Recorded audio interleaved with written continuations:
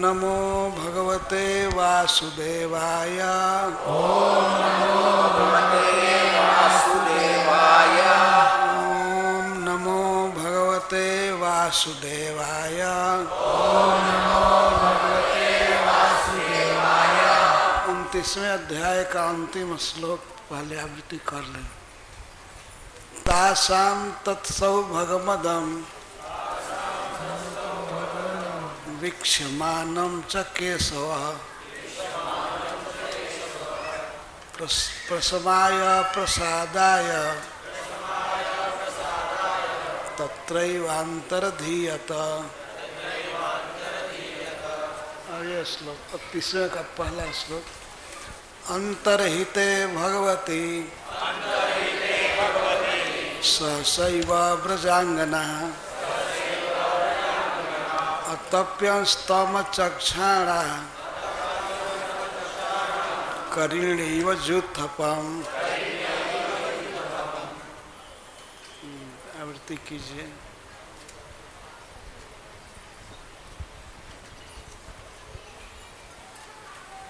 तासां तत्सौभगमदं वीक्ष्यमानं च केशव प्रशमाय प्रसादाय तत्रैवान्तर्हितो हरिः। तासां तत्सौभग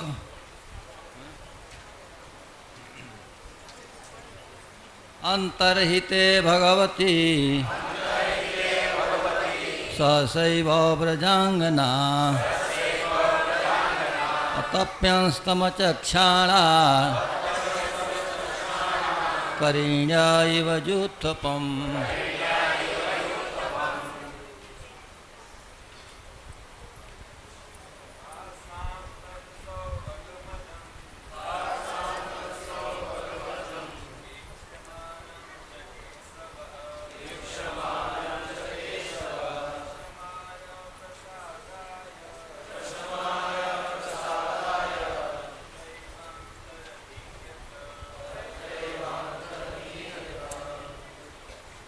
अंतर्हिते भगवती सहसैव व्रजांगणः अतप्यंस्तचक्षुणः करीण्य इव युतपम्।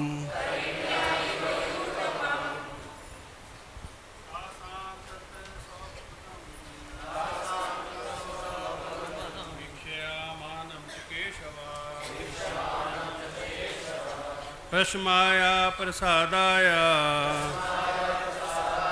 तत्रैवान्तरधीरया धीयत। अंतरिते भगवती सहसैव व्रजांगना अतप्यस्तं चक्षाणा करीण्यैव युतपम्।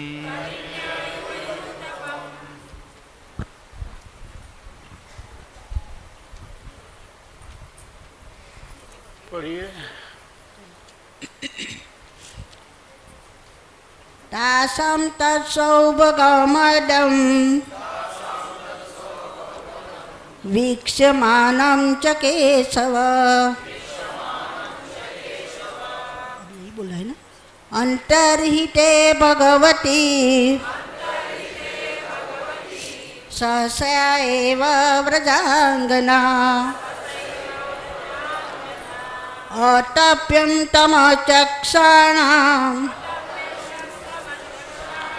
करीण्या इव युथपम्।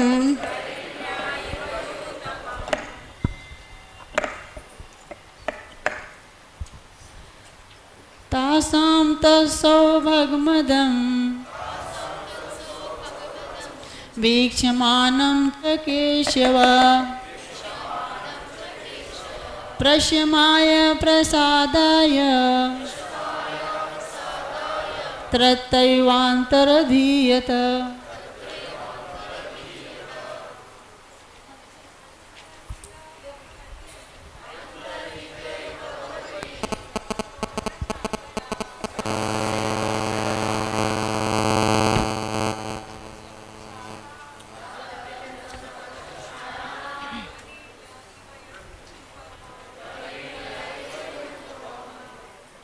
श्रीशुक उवाच अन्तःहृते भगवती सहसैवावृजाङ्गना अतप्यंस्तमचक्षाणा करिण्या इव यूतपम्।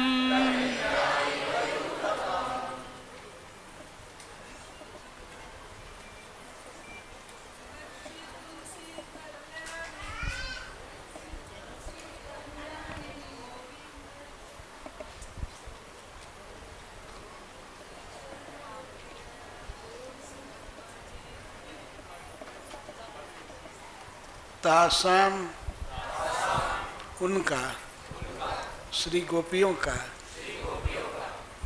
तत् वह रासलीला में प्राप्त सौभग मदम, सौभाग्य का गर्व वीक्षा देखकर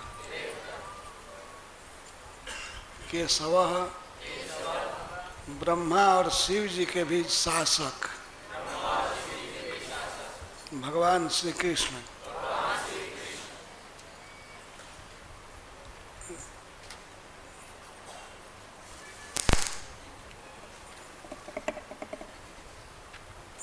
उन पर कृपा करने के लिए और उनके गर्व का उपशमन करने के लिए तत्रैव वहीं रासलीला में ही अंतर्धीयत अंतर्धान हो गए, अंतर्हिते अंतर्हित होने पर भगवती भगवान के सहसैव सहसा एव अकस्मात कुछ बताए नहीं, बोले नहीं, अतर्कित रूप से छिप गए।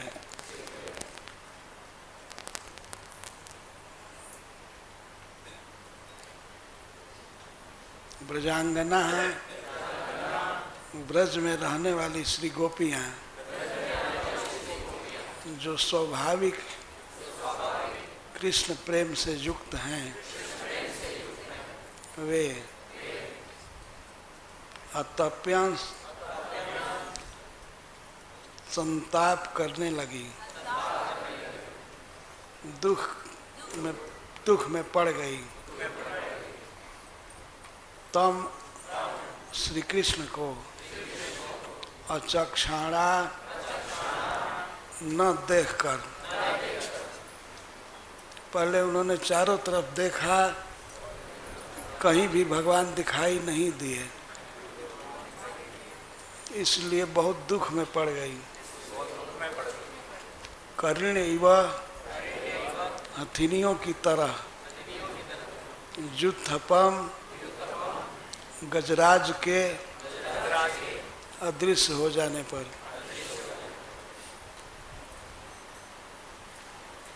कथा में पधारे हुए सभी भक्तों को भूरी भूरी धन्यवाद।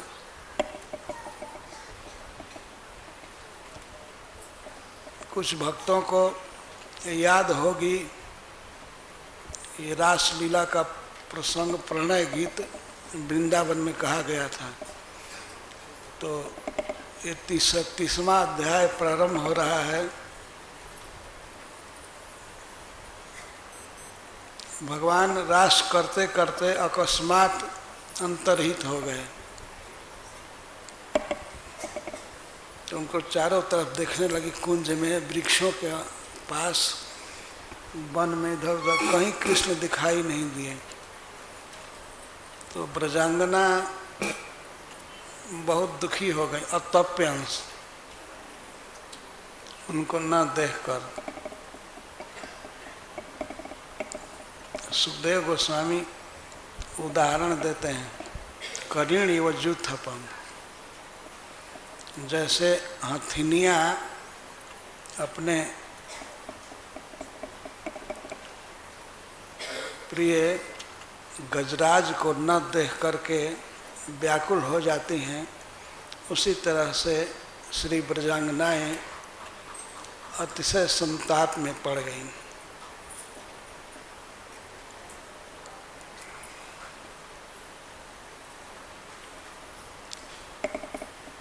पांच अध्यायों में रास लीला की कथा है, 29वें से 33वें तक।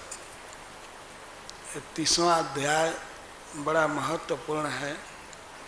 इसके बाद ही गोपी गीत प्रारंभ होता है।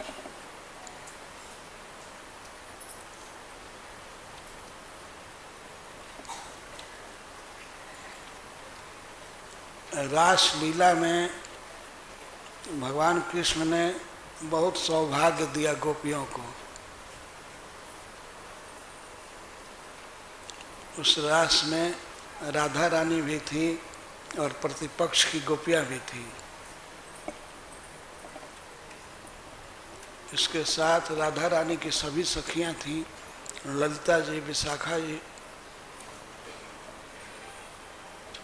तो रास में भगवान हाथ प्रसारते थे, पकड़ते थे। बाहु प्रसार परिरंभ कराल कोरु, निविष तनाल नर्म नखाग्र पाते। बाह फैलाना, आलिंगन करना, चुंबन करना, कई तरह से भगवान ने सौभाग्य दिया गोपियों को। ऐसा सौभाग्य पा करके श्री गोपियों में अभिमान आ गया। सौभग मदम, सौभाग्य का मद।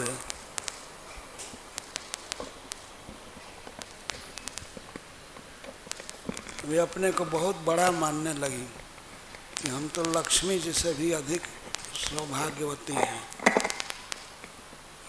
प्रियतम श्याम सुंदर हमारे साथ नृत्य कर रहे हैं, गा रहे हैं, हमारा आलिंगन कर रहे हैं। इससे गर्व हो गया। ये स्वाभाविक है। इतना बड़ा व्यक्ति जो ब्रह्मा और शिव जी के भी शासक हैं, सारे जगत में परम ईश्वर हैं, ऐसे प्रभु इतना सौभाग्य दिए तो गर्व होना स्वाभाविक है। गर्व हो गया। भगवान ने इसको देख लिया।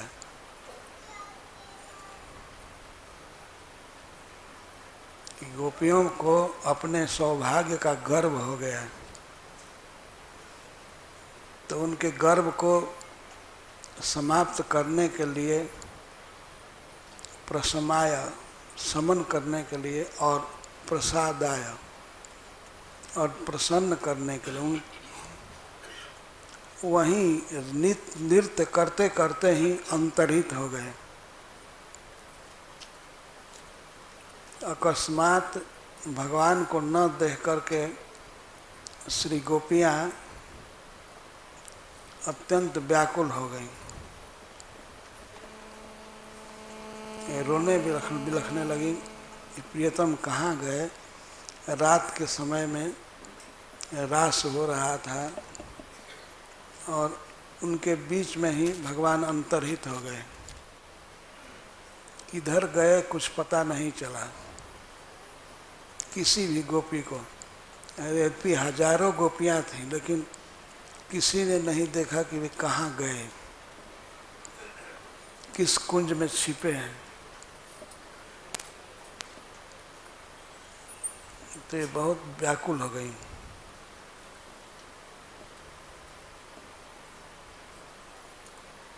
सुखदेव गोस्वामी कथा कह रहे हैं तो महाराज परीक्षित से कहते हैं कि हे महाराज, जैसे गजराज के अदृश्य हो जाने पर हथिनियाँ व्याकुल हो जाती हैं, वैसे ही अपने परम प्रियतम श्याम सुंदर के तिरोहित हो जाने पर गोपियाँ अत्यंत संतापम चक्र, अतप्य, तप्त होने लगी, अत्यंत दुखी हो गई।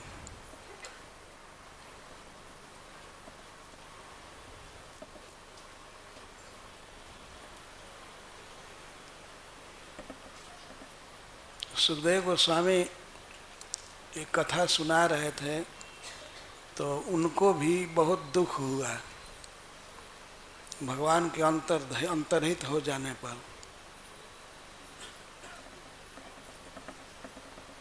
तो इसलिए वे आगे कथा नहीं कह पाए, अध्याय को बंद कर दिए, 29वें अध्याय को। पर तुरंत उनको एक बात का अनुसंधान हुआ कि एक परम श्रेष्ठ गोपी को भगवान ले करके अंतर्हित हुए हैं,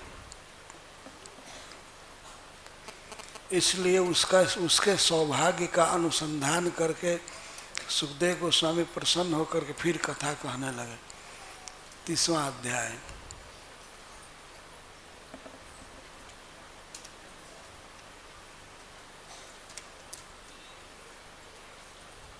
भगवान किसी से भी बात नहीं की कि मैं कहाँ जा रहा हूँ, किस कुंज में जा रहा हूँ या जमुना के किनारे जा रहा हूँ, वन में कहीं बताए नहीं, अंतर्हित हो गए।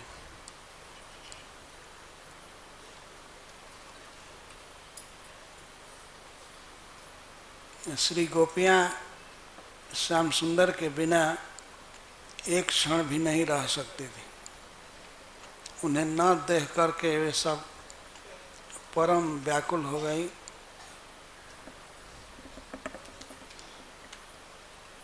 सुखदेव जी ये कह रहे हैं,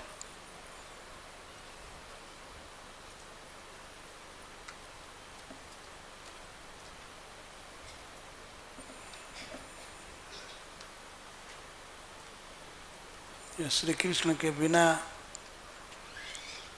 एक क्षण भी सुखी नहीं रह सकती थी।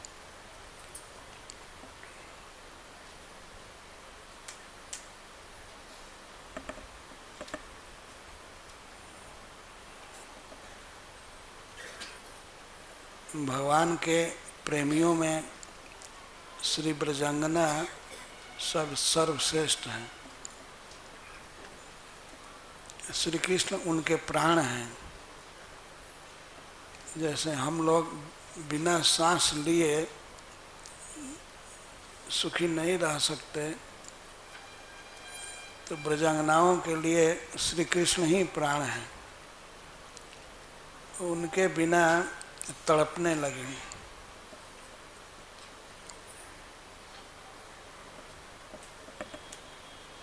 गत्यानुराग स्मित विभ्रमेक्षित मनोरामाला विहार विभ्रमे आक्षिप्त चित्ता प्रमदा रमापते तास्ता विचेष्टा जगृहुस्तदात्मिका। प्रियतम श्याम सुंदर जैसे चलते थे, गत्या उनकी गति जैसी थी, जैसे नाच करते थे, बाल सिंह की तरह मस्त चाल से चलते थे। तो भगवान की चाल का ही वे स्मरण करने लगे, उनके चित्त में छा गया गत्या अनुराग स्मित विभ्रमेक्षित। श्री कृष्ण का स्नेह, कैसे वे हम लोगों से स्नेह करते थे, इसी का स्मरण हो गया, हृदय में धस गया। भगवान की मधुर मुस्कान, विभ्रम, और वे विविध प्रकार से जो विलास करते थे रास लीला में,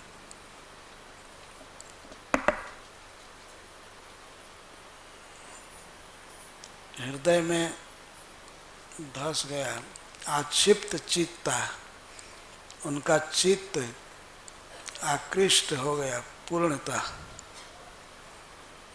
प्रमदा रमापते, रमापति के विलास, हास, नृत्य, चाल से उनका चित्त आकृष्ट हो गया। और तास्ता विशेषता जगृहु, भगवान की उन लीलाओं को उन चेष्टाओं को दधु अपने हृदय में धारण कर ली।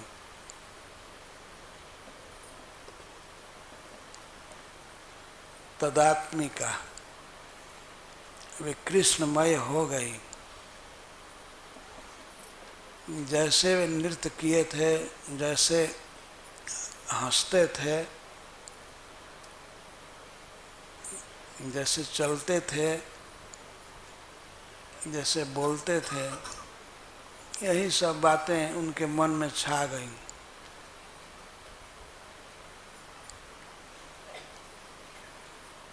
सुखदेव गोस्वामी कहते हैं, गति स्मित प्रेक्षण भाषणादिषु प्रिया प्रियस्य प्रतिरूढ़ मूर्तया। गति स्मित प्रेक्षण भाषणादिषु, गति का अर्थ चाल,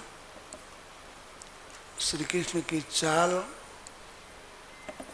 में, स्मित मधुर हास में, प्रेक्षण और किस तरह से वे मुस्कुरा करके गोपियों पर देखते थे, इसमें चित्त लग गया। प्रेक्षण भाषणादिषु, कैसे बोलते थे, कैसे गाते थे, इन सब में गति स्मित प्रेक्षण भाषणादिषु। प्रिया प्रियस्य प्रतिरूढ़ मूर्तया, प्रियस्य प्रियतम श्याम सुंदर जिस प्रकार चलते थे, नृत्य करते थे, स्मित मुस्काते थे, प्रेक्षण और जिस तरह से हंस करके देखते थे गोपियों को, और भाषण करते थे, बोलते थे, आदिशु और भी विभ्रम विलास में, प्रिया प्रियस्य प्रतिरूढ़ मूर्तया। प्रियस्य श्री कृष्ण जैसे बोलते थे, जैसे हंसते थे, जैसे चलते थे, जैसे गाते थे, गोपियाँ ठीक कृष्ण बन गईं, कृष्ण हो गई। कृष्ण जैसा चलना, मुस्का करके देखना, और कृष्ण जैसे गान करना, बांसुरी बजाना आदि। प्रिया प्रियस्य, प्रिया श्री गोपियाँ प्रियस्य अपने प्रियतम के प्रतिरूढ़ मूर्तया, उनके शरीर का हाव भाव आकार बिल्कुल कृष्ण जैसा हो गया।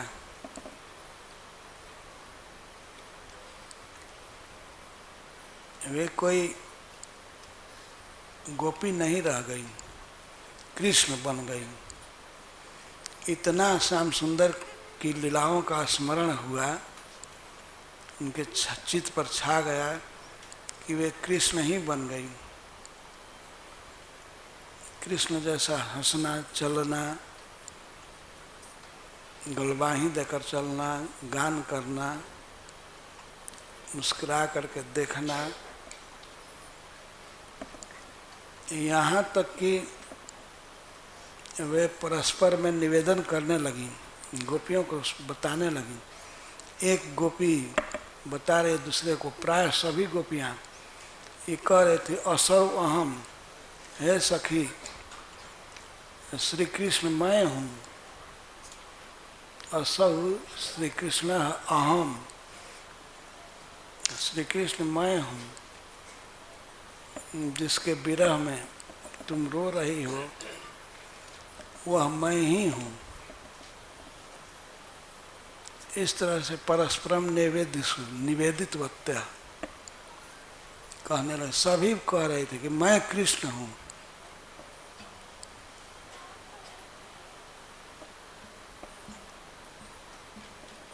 तुम रो मत। ये अद्भुत विरह है।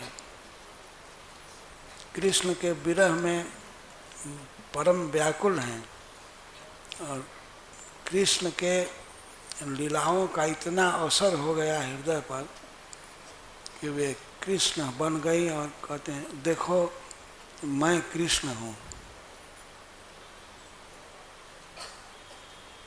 मुझको ध्यान से देखो, मैं किस तरह से मुस्कुरा रही हूँ। जैसे प्रियतम मुस्कुराते थे वैसे मैं मुस्कुरा रही हूँ, जैसे नृत्य करते थे वैसे नाच रही हूँ।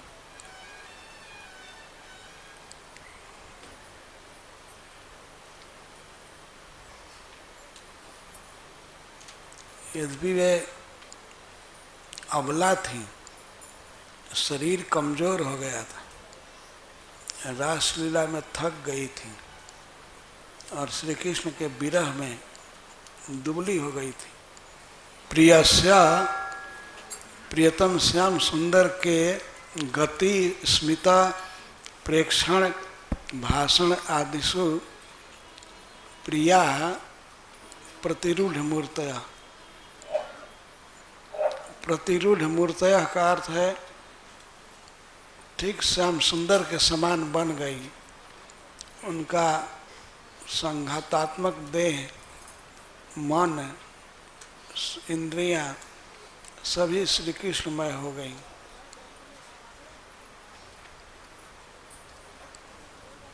और तदात्मिका श्री कृष्ण में उनका आत्मा अभिनिविष्ट हो गया। नैवेद्यसु निवेदित करने लगी परस्पर। क्या कि असौ अहम, श्याम सुंदर मैं हूँ। सभी गोपियाँ कह रही थी असौ अहम, जिसके विरह में तुम व्याकुल हो वह मैं हूँ।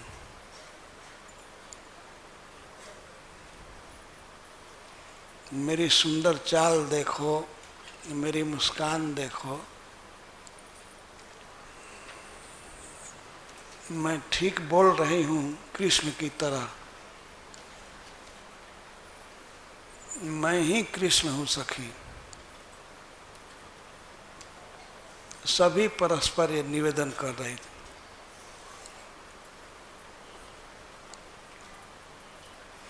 नैवेद्य सु कृष्ण विहार विभ्रमा।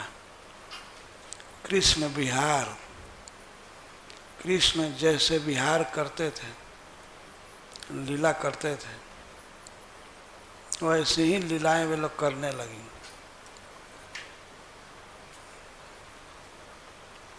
कृष्ण विहार विभ्रमा। कृष्ण जैसा विहार वे करने लगे। वे इस बात को भूल गई कि मैं गोपी हूँ। इतना एकात्म हो गई, इतना अनन्य भाव उत्पन्न हो गया कि वो यही समझ रहे थे कि मैं कृष्ण हूँ। ये कृष्ण के विरह के कारण हुआ।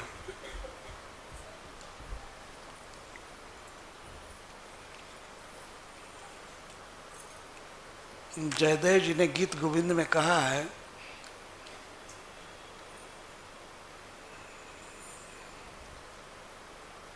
मुहुरवलोकित मंडन लीला मधुरप अहमित भावनशीला। श्री राधा रानी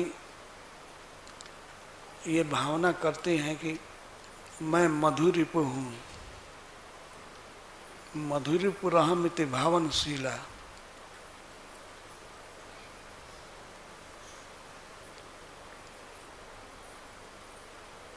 यह केवल प्रेम की प्रगाढ़ता के कारण हुआ।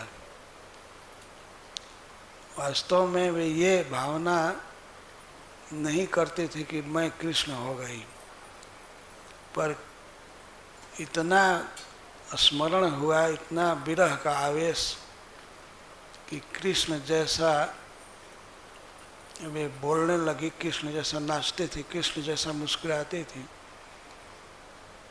पूर्णतः कृष्णमयी हो गई।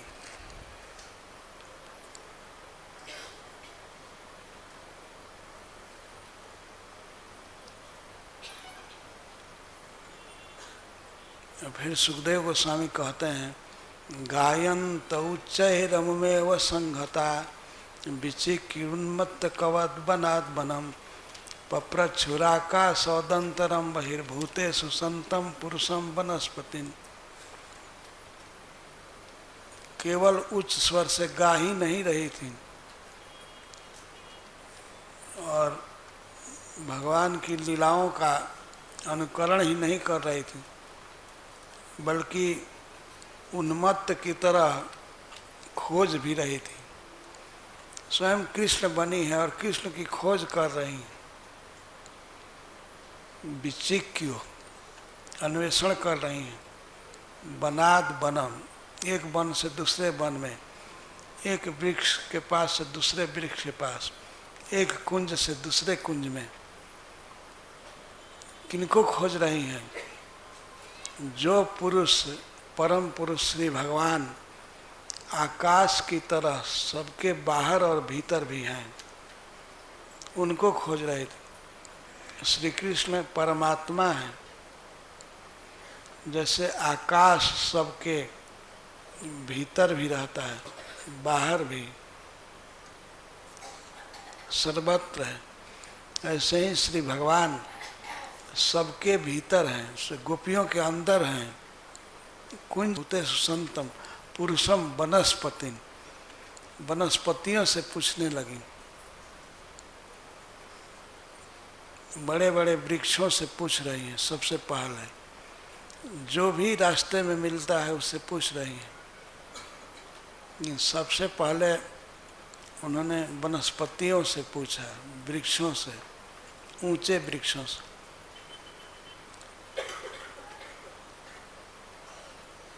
दृष्टो वह कशिदस्वथ प्लक्ष नेग्रोध नो मना नंद सूनुर्गतो हृत्वा प्रेम हासा व लोक नहीं। सबसे पहले वे पीपल से पूछ रही हैं, अश्वत्थ, पाकर, प्लक्ष और नेग्रोध बट वृक्ष, ये बड़े ऊंचे ऊंचे वृक्ष हैं। तो सबसे पहले ऊंचे ऊंचे वृक्षों से पूछ रही हैं। उनका ये विश्वास है कि ये बहुत लंबे हैं, बहुत दूर तक देख सकते हैं। इन्होंने अवश्य देखा होगा कि श्याम सुंदर किधर छिपे हैं। दृष्टो वह कछुद अश्वत्थ, हे अश्वत्थ, हे पीपल,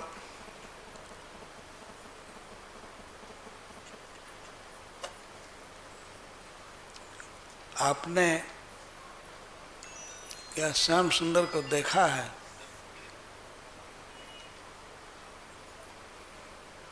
नंद महाराज के पुत्र, हमारे प्रियतम, हमारे मन को हर करके चले गए हैं। तो मानो वृक्ष कहता है तो मन को संभाल कर रखना चाहिए ना, कैसे हर लिया। मन को रत्न कह रहे हैं, हमारे मनोरत्न को, मन रूपी रत्न को चुरा करके भाग गए हैं। इतने बड़े व्यक्ति के पुत्र हैं नंद महाराज के, फिर भी चोरी छूट नहीं रही, चोरी करके भाग गए, हमारे मन को चुरा ले गए। नंद सूनु गतो हृत्वा,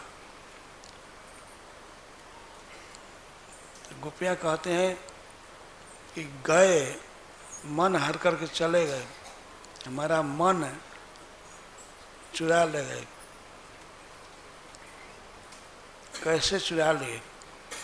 हमारे नेत्र रंध्र से घुस गए भीतर, हमारे अंतःपुर में, हमारे अंतःकरण में घुस गए।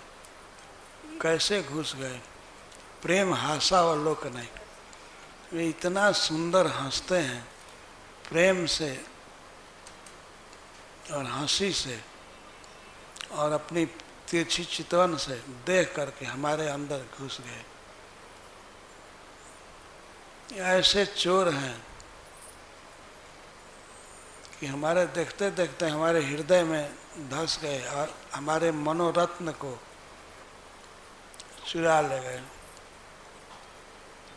तो हे अश्वत्थ, क्या तुमने देखा है? हे पाकर, तुमने देखा है? हे बट वृक्ष,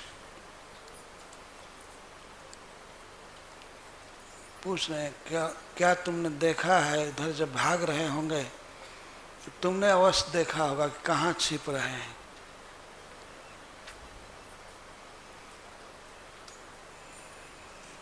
फिर मन में आया कि ये बहुत बड़े लोग हैं, बड़ी बड़ी जटाएं हैं बट वृक्ष की, और इनकी लंबाई आदि बहुत बड़ी है, तो इसलिए हम तुच्छ छोटी छोटी स्त्रियों से बात नहीं करेंगे। और उसी समय थोड़ी हवा का झोंका आता है, उनकी शाखाएं हिलती हैं, तो वे मान लेती हैं कि वृक्ष कह रहे हैं कि नहीं, हमने नहीं देखा है। तो कुछ गोपियों के मन में दुर्भावना भी आती है, तो इतना जटा क्यों बढ़ाए हो? इतनी भारी जटा बट वृक्ष को होती है, इनको कुछ पता नहीं है। इतने तपस्वी हैं, वृंदावन में हैं, लेकिन कृष्ण का पता नहीं है। ये हमारी अवहेलना कर रहे हैं, हमको बता नहीं रहे। ये गोपियों के मन में आया कि अपनी जाति की अपनी सखी से पूछना चाहिए। ये पुरुष हैं, ये कृष्ण का पक्ष लेंगे, ये नहीं बताएंगे। वृक्ष तो जड़ हैं, वे क्या बतावें, लेकिन गोपियां तो उन्मत्त की तरह, पागल की तरह वृक्षों से पूछ रही हैं, और वे कुछ नहीं बोलते हैं तो ऐसा मान लेती हैं कि ये हमारी अवज्ञा कर रहे हैं। बहुत बड़े हैं ना, छोटे से बात नहीं करेंगे।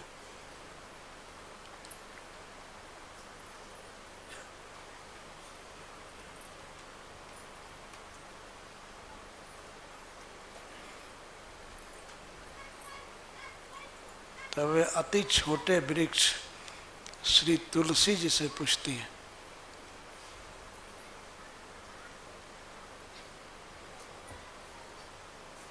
तुलसी कल्याणी गोविंद चरण प्रिय सहत पाली कुलय विभ्रत दिष्ट स्थिति प्रिय चिता। हे तुलसी जी, आप जगत का मंगल करने वाली हैं, जगन मंगल कारिणी हैं, सबका हित करने वाली, और गोविंद के चरण से आपको बहुत प्रेम है, अथवा गोविंद के चरण आपसे बहुत प्रेम करते हैं। भगवान के चरण में ही तुलसी जी रहती हैं। गोविंद चरण प्रिय, तो श्री गोविंद के चरण कमल बहुत प्रिय हैं तुलसी जी को।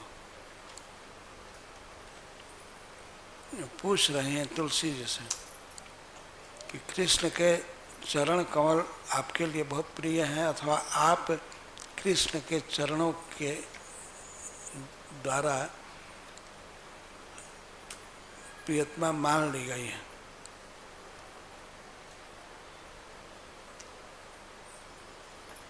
क्या आपने देखा है इधर से कृष्ण गए हैं?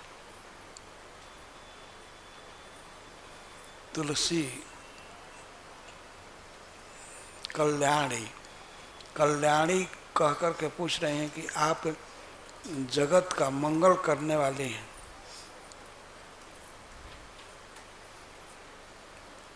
आलिंगन करके तुलसी जी को पूछ रहे हैं।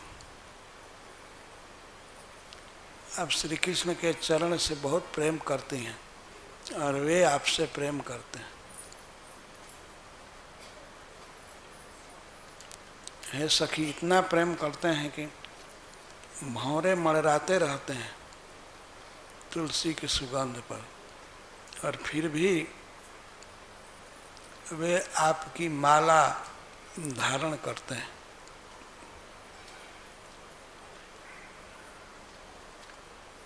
तुलसी की माला पहन करके श्री कृष्ण चलते हैं, भौरे मड़राते रहते हैं, फिर भी कृष्ण धारण किए रहते हैं।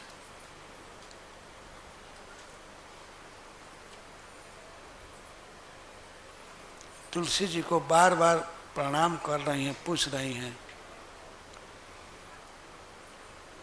दिष्टस्तेति प्रियचित, अच्युत आपके बहुत प्रिय हैं। अच्युत का अर्थ है श्री कृष्ण आपसे कभी च्युत नहीं होते, दूर होते नहीं।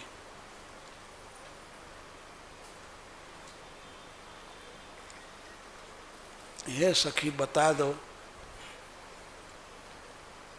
हमारा प्राण निकल रहा है कृष्ण के बिना। तो तुलसी जी कुछ बोलती नहीं है। ये भावना आ गई कि ये तो सापत्य भाव रखती है, ये तो हमारी सौत है, ये क्या बताएगी, ये कृष्ण से डर रही है, इससे पूछना बेकार है।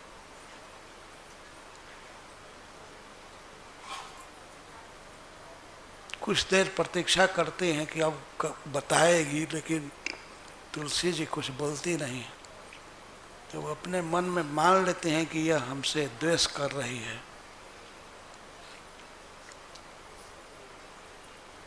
ये नहीं बताएगी। चलो निरभिमान स्त्रियों से पूछें, ऐसी लताएं जो फूलों के भार से झुकी हैं,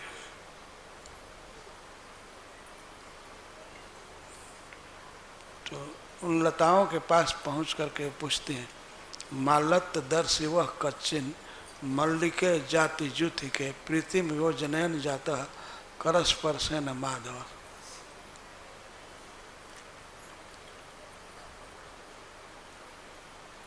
हे मालती,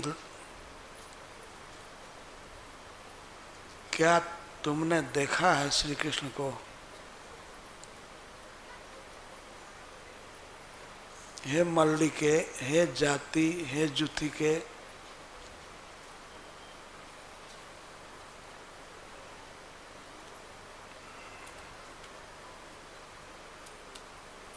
तुम इतना प्रसन्न दिख रही हो, अवश्य अपने कर कमल से तुम्हारा स्पर्श किया है श्री कृष्ण ने।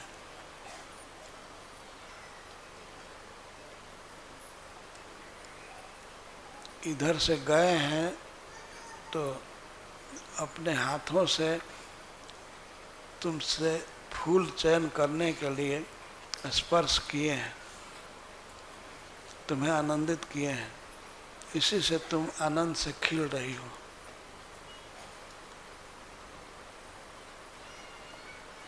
चारों को संबोधन कर कहते हैं, मालत्य दर्शी वह कच्चिन, हे मालती, तुमने क्या देखा है श्री कृष्ण?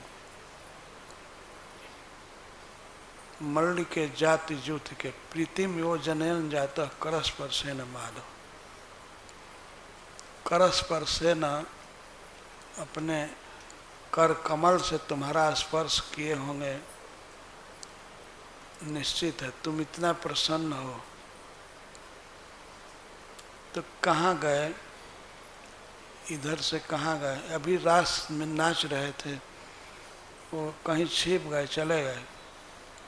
कहाँ गए सखी? तो लताएं भी नहीं बोलती हैं।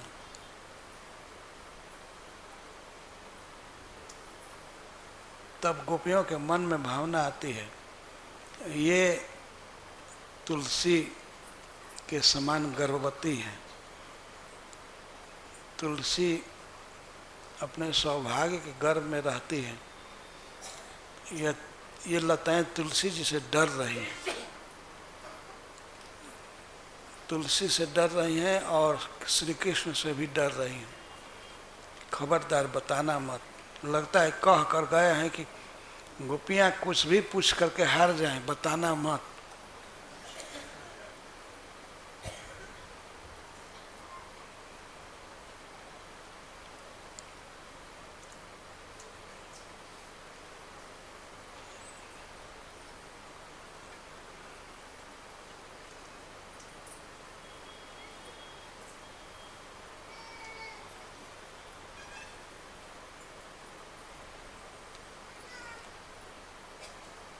इस तरह से मृजांगना वृंदावन के वृक्षों से, लताओं से पूछ रही है।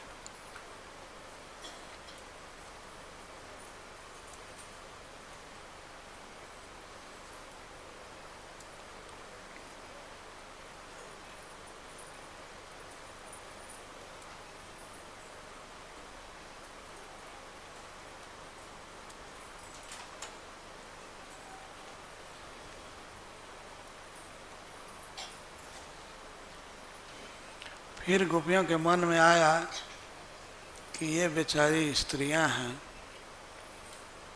ये श्री कृष्ण से और श्री तुलसी जी से भी डर रही हैं, ये नहीं बताएंगी। अतः जमुना किनारे उगे हुए वृक्ष, जो फूल वाले वृक्ष हैं, इनसे पूछो।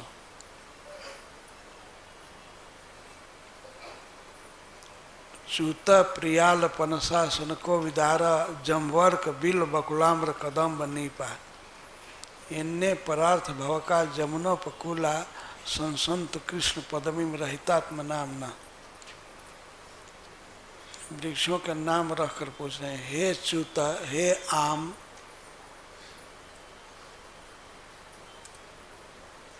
हे प्रियाल, हे पनस, कटहल,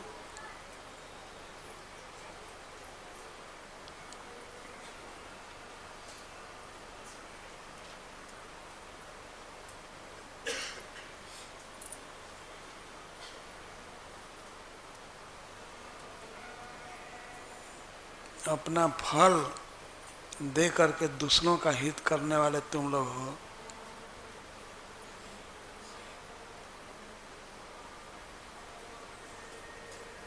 असन, कोविदार,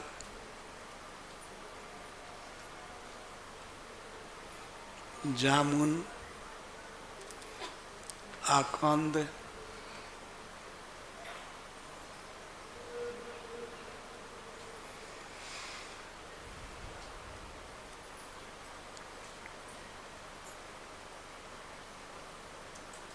मानो वृक्षों ने कहा कि आप हमसे क्यों आग्रह कर रही हैं, हम क्यों बताएं। तो गोपियाँ कहते हैं कि आपका जन्म ही दूसरों के लिए हुआ है, परोपकार के लिए हुआ है।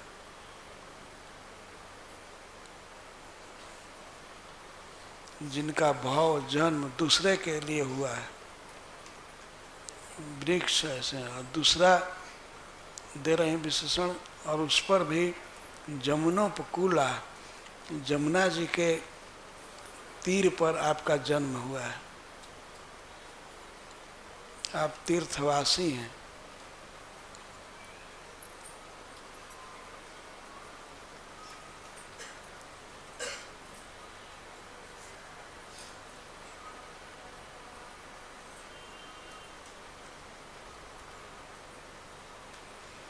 परार्थ भव का, परार्थ परोपकार के लिए ही आपका जन्म हुआ है, इसलिए आप अवश्य बताइए, आपका स्वभाव है।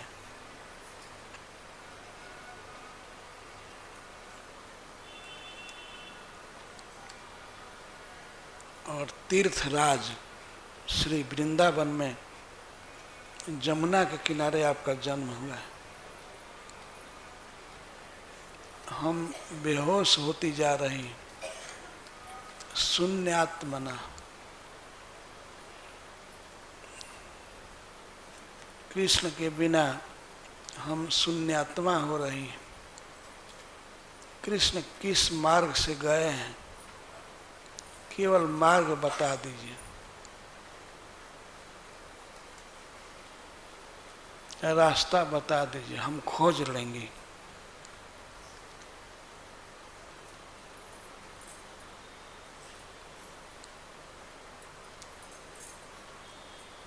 संसंत कृष्ण पदवीं रहितात्मनाम्ना, कृष्ण के पदवी को बता दीजिए, किस रास्ते से गए हैं। हम शून्यात्मा हो रही हैं, मतलब लगता है कि अब प्राण नहीं रहेगा।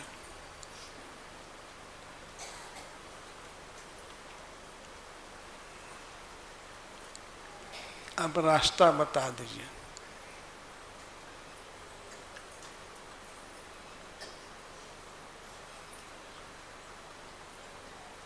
रास्ता पूछने में वे पृथ्वी की तरफ देख रही हैं, अथवा मूर्छित होकर के पृथ्वी पर गिर पड़ती हैं, तो पृथ्वी से ही पूछ रही है, किमते कृतम क्षिति तपो बतके स्वांघ्री स्पर्शोत्सवा पुलकितांग रुहैर विभासी। हे क्षिते, हे पृथ्वी देवी, तुमने क्या सुकृत किया है, तुमने कौन सा पुण्यजनक कार्य किया है कि प्रियतम श्याम सुंदर के चरण कमल का स्पर्श तुमको प्राप्त है। कहीं भी होंगे वे तुम पर ही होंगे। तो यह बहुत बड़ा पुण्य का फल है। किमते कृतम क्षिति तपो बतो, हे क्षिति, तुमने कौन सी तपस्या की है, कौन सा पुण्य किया है कि तुमको श्याम सुंदर के चरण का स्पर्श सुलभ है।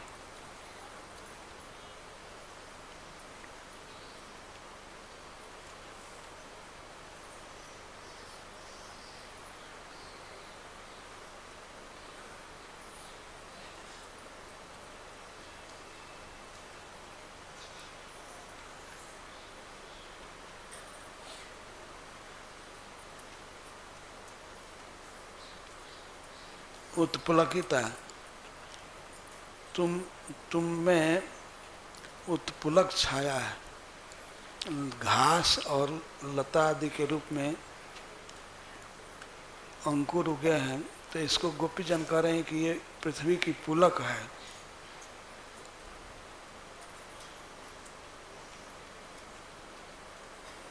अंगरूहर विभासी, अपने अंगरूह से तुम्हारे शरीर पर जन्मे हुए घास अंकुर आदि द्वारा तुम उत्पुलकिता हो।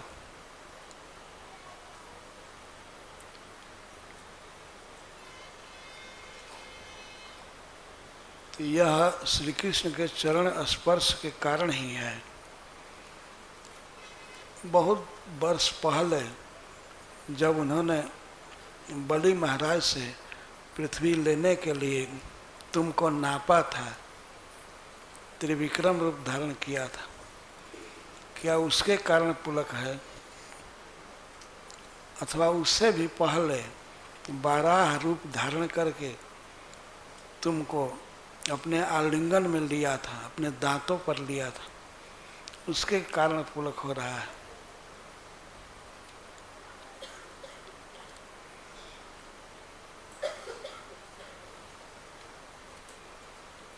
अप्यंघ्र संभव उरुक्रम विक्रमाद्वा आहो बराह बपसः परिरंभणेन।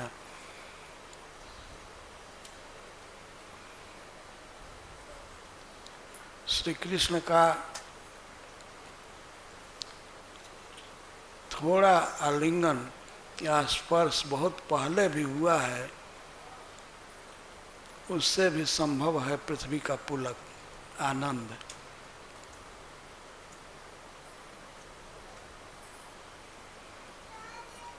त्रिविक्रम रूप तो बहुत वर्ष पहले धारण किए थे, और उससे भी पहले सत्ययुग में जब वे बाराह रूप धारण किए थे, उस समय आलिंगन किया था, उससे इतना सुख हुआ तुमको कि लगता है कि उसी से पुलक है।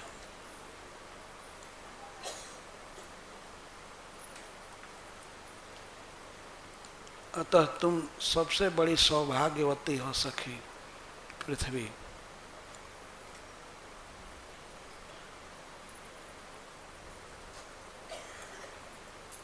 तुम हमसे बता दो वे कहाँ पर हैं।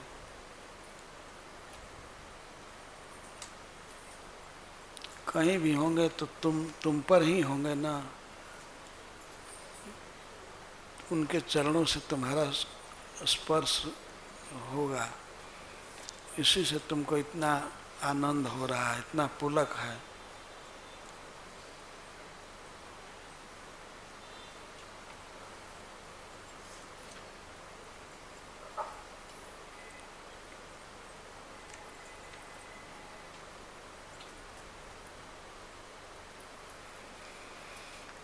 पृथ्वी कुछ बोल नहीं रही है, तो पृथ्वी के प्रति भी ये भावना करते हैं कि ये नहीं बताएगी, ये तुलसी की तरह उनकी नित्य प्रिया है।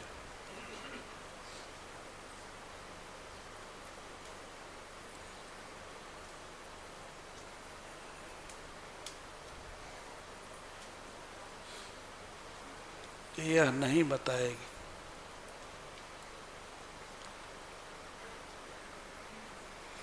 वे आगे बढ़ रही हैं वृंदावन में, तो एक जगह, एक स्थान पर वन में एक मृग पत्नी मिलती है, हरिण की पत्नी। तो उसको घेर करके गोपियाँ पुचकार करके पूछने लगी, अपेण पत्नी गतः प्रिय है गाते तन्वन दिशाम सखी सुन निर्वृतो वा।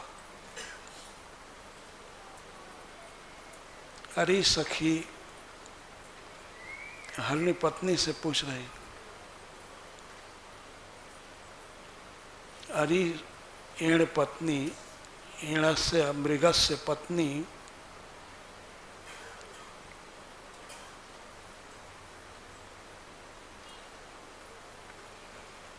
अपने अंगों से, अपने बाह से, अपने मुख के दर्शन से तुमको आनंदित किए हैं श्री कृष्ण। इतना सुंदर दृष्टि है तुम्हारी, बड़े बड़े नेत्रों से देख रही हो, तुम में आनंद छाया हुआ। तो हे सखी, इधर से श्याम सुंदर गए हैं क्या? तुमने अवश्य देखा है, अपने बाह, अपने मुख आदि से तुम्हारा आनंद बढ़ाते हुए अवश्य गए हैं।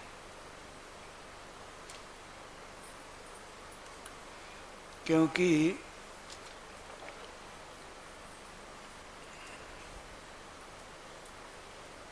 सुगंध श्री कृष्ण की फैल रही है। श्री कृष्ण कुंद माला पहनते हैं, कुंद पुष्प की माला पहनते हैं।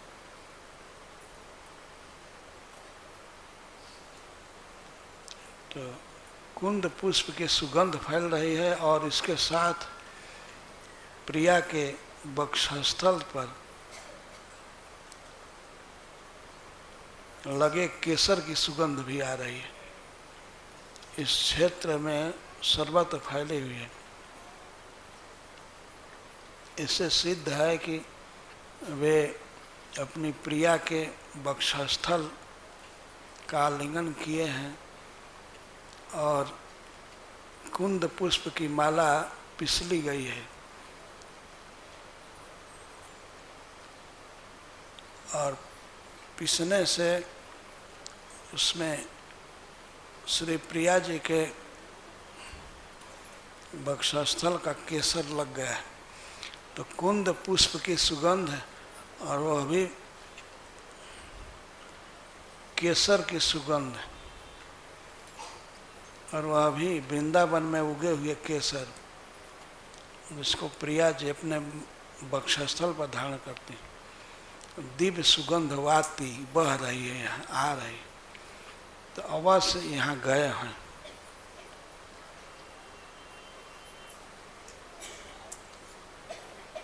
इधर आए हैं जरूर। तुम बताओ, दिखाओ हमको कहाँ हैं वे।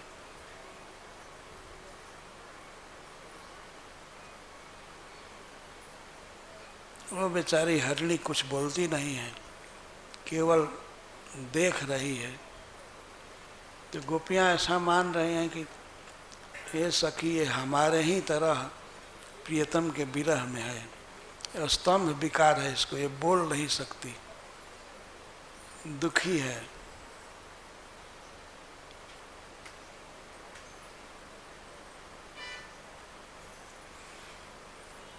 तो उसको छोड़ करके फिर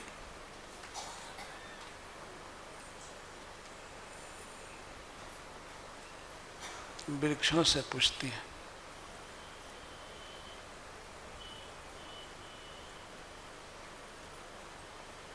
परिचय बताते हैं कि हमारे प्रियतम कैसे हैं। बाहुम प्रियांश उपधाय गृहीत पद्म, हमारे प्रियतम श्याम सुंदर प्रिया के, राधा रानी के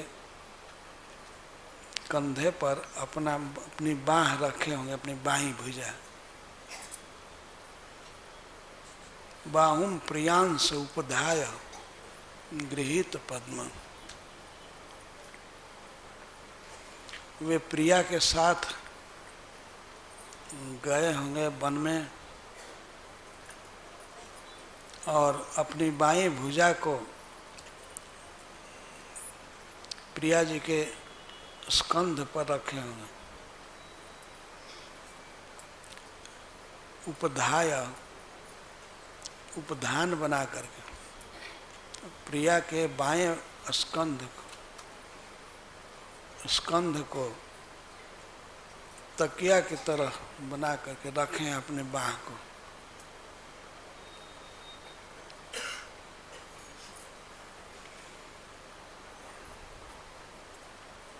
और दक्षिण भुजा में कमल पुष्प लिए। वो किस लिए कि प्रिया के मुख कमल पर मड़राते हुए भंवरों को उड़ाने के लिए।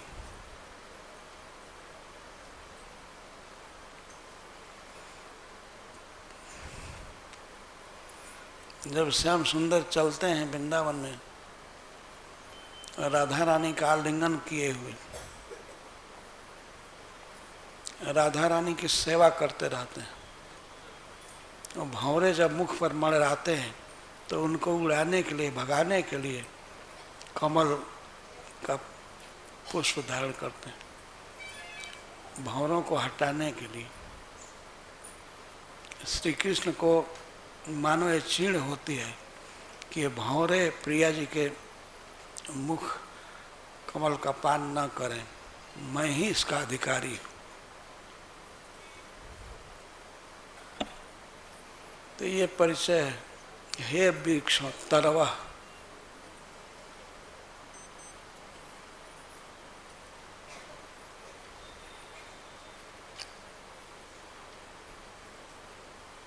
हे वृक्षों,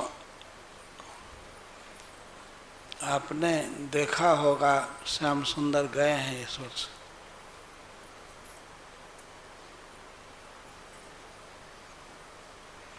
तो वृक्ष भी कुछ बोलते नहीं हैं।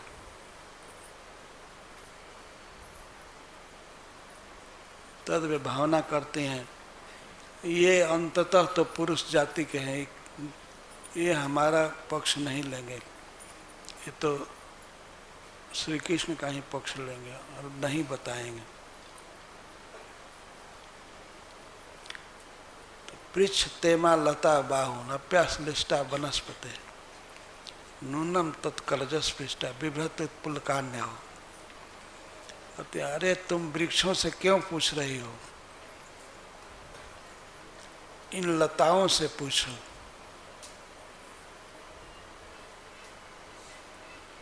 कितना सुंदर पुष्प खिला, कितनी इनको पुलक हो रहा है लताओं को। ये अपने पति वृक्ष की भुजा के आश्रित हैं, फिर भी श्री कृष्ण का नख स्पर्श इनको मिला है। श्री कृष्ण अपने नख से पुष्प चयन किए हैं, इसी कारण से इतना पुलक छाया हुआ है इन लताओं में। वृक्षों के आलिंगन से यह पुलक नहीं है सखी, यह पुलक श्री कृष्ण के नख स्पर्श के कारण है। ऐसी पुलकावली छाई है। अपने पति के आलिंगन से इनको यह सुख नहीं मिला है, यह सुख मिला है श्री कृष्ण के नख स्पर्श से। पृच्छते मा लता अतः इमा लता पृच्छत, इन लताओं से पूछो।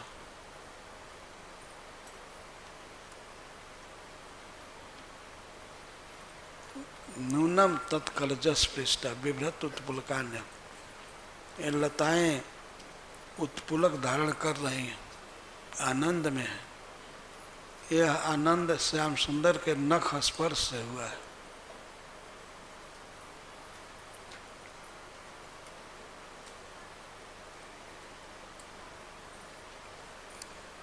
इस तरह से गोपीजन वृक्ष से, लताओं से, पृथ्वी से, हरिण से पूछती हुई जा रही।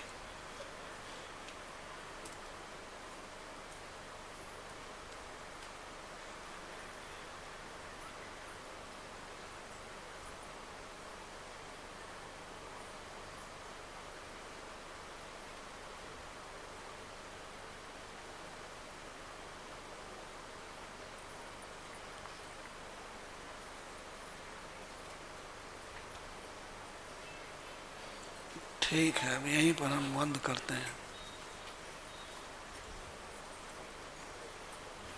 किसी से पता नहीं चला।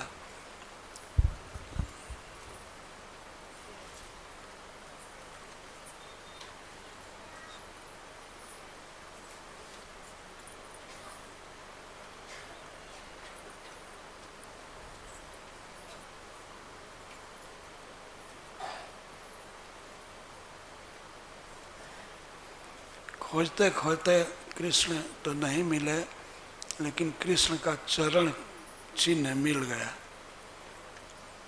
यह कथा में दूसरे सिटिंग में कहूँगा। जय श्री राधे।